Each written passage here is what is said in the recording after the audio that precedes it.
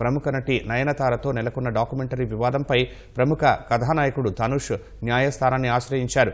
నయనతార ఆమె భర్త దర్శకుడు విఘ్నేష్ శివన్పై దావా వేశారు.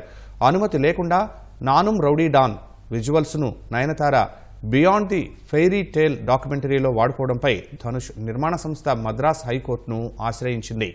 నయనతార దంపతులతో పాటు వారి రౌడీ పిక్చర్స్పై కూడా దావా వేసింది. ఈ పిటిషన్ను పరిశీలించిన న్యాయస్థానం విచారణకు స్వీకరించింది. నయన్ విఘ్నేష్ స్నేహానికి వేదికగా నిలిచిన నానుమ్ రౌడీ డాన్ చిత్ర విశేషాలను తమ డాక్యుమెంటరీలో చూపించాలని నయనతార దంపతులు భావించారు.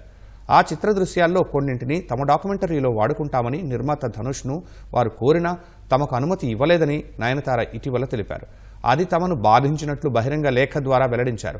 తమ డాక్యుమెంటరీ ట్రైలర్లో ఆ చిత్రానికి చెందిన 3 సెకండ్ల నిడివి ఉన్న సీన్స్ వాడినందుకు పరిహారంగా 10 కోట్ల రూపాయలు ఇవ్వాలని ధనుష్ అడిగినట్లు నయనతార చెప్పారు.